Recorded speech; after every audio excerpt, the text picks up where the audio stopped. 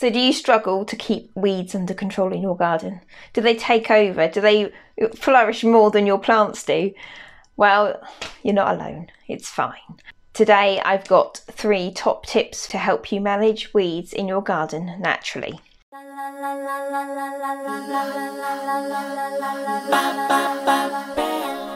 So, we are talking weeds today. I've got 3 tips to help you manage weeds in your garden naturally, which I know is a hot topic, shall we say, for a lot of people in their gardens, regardless of whether they want to do it naturally or not. Weeds are a pain.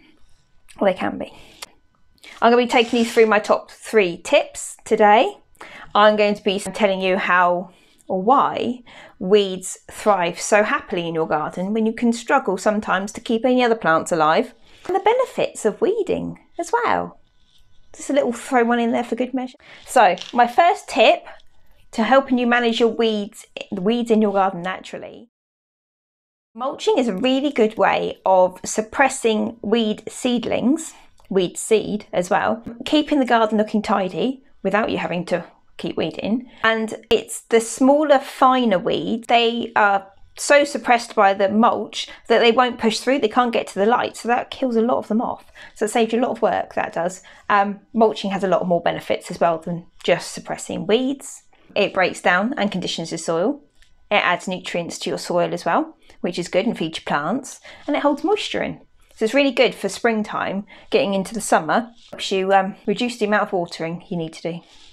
So mulching is really good on a whole array of different things, benefits. But the weed barrier, if you're creating a flower bed from scratch, if you cover it with the weed barrier first, like the weed fabric, the weed matting, first with that, and then you can either mulch on top, and then you can part it, and then cut squares or crosses, and then plant through it. And then that will help, well, it will nearly prevent all the weeds coming up through.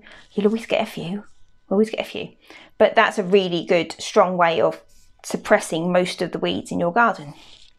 So mulching, weed barrier and weed fabric. That's your first tip. Right, second tip. Keep your lawn under control. Now grass is one of the fastest spreading ground covers, I would say. Keeping your lawn under control, edging your lawn. If you've got any ground cover plants that ramble quite quickly, like chamomile lawn you've got set up, or you have got some mints of various sorts or herbs in the garden that do ramble, if you keep those trimmed and under control, that will reduce the weeds, if you like, the untidiness of the garden. So if I keep the edges of my lawn tidy, the grass won't then grow into the flower bed. And keeping your ground cover plants under control. And my third one is deadheading your plants regularly. Now, weeds, I'll go into this in a bit more detail in a minute, but if you get your plants before they set seed, you're less likely to have a lot of seedlings coming up in the spring, which marigolds, for instance, borage, I mean, we all love to see it in the garden, absolutely fine, but when it covers areas en masse where the plant has settled its seed, they can be weeds. End up digging them up and moving them about, but they can be weeds. So if you get the flower heads before they set seed, you're less likely to have these problems. Now, moving on from that one, weed flowers, they tend to flower and set seed much faster. They produce more seeds, so like if you imagine a dandelion head or daisies, they have thousands of seeds in their flower heads. They're tiny little flower heads, but they're thousands and thousands of seeds. And as soon as the flower heads die off and the seeds set, thousands grow. You tend to see more of them in the garden, and they look like they're thriving and outgrowing the rest of your garden. It's the fact that cultivated flowers won't always produce as many seeds, if you like, than natural flowers, your natives. They will learn to thrive in the area that they're growing in. So they would change the way they grow and the way they flower and set seed. They'll learn to live in the area, whether it's a clay soil, a boggy ground, whether it's sandy, anything like that. They'll thrive because they'll change. So that's why they tend to outgrow a lot of your other plants, and you have a lot more of them if you don't keep under control, because they're setting seed all the time. Weed seed also, where it can be dormant in the soil for a long time, years, even outliving frosts. If it's low enough down in the soil they will just stay dormant until they're high enough that they can trigger germination. Once you start planting plants in your garden, you're turfing the soil over, you give it a turn over, and then you're lifting those seeds to the surface, triggering germination. You're going to have more weeds appearing. That's a good thing about mulching and weed suppressant matting. You're not going to have that problem. When you dig in to the weed suppressant matting, when you cut your grass, dig in and cover it back over again, and you've got the mulch, that keeps all those weed seeds under control. They won't trigger germination and you won't get any seedlings. Now I want to give you a few benefits of weeding, just because I thought you deserved it.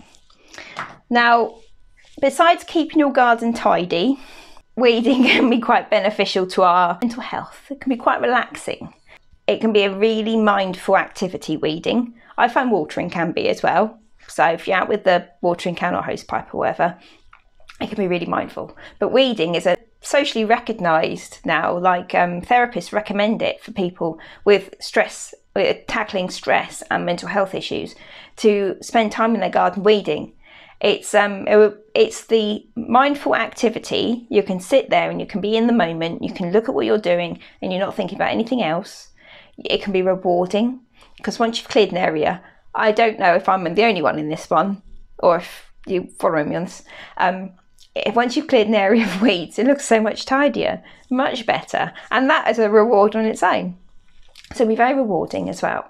So the benefits of weeding on our mental health are actually quite large. But on a nice day, go out with a cup of tea, get a kneeling pad or a blanket or something down, and then just pick a section of garden and just have a little bit of mindful weeding and see how it makes you feel. Because I can guarantee it'll make you feel better about whatever mood you're in. You'll feel much happier afterwards. Hopefully this has helped you, give you a little bit of insight into how you can help manage your weeds in your garden naturally. Don't need to use weed killers, and it doesn't need to be a painful activity. It doesn't need to be stressful. Then you don't have to be on your hands and knees all day with sore hands pulling up plants.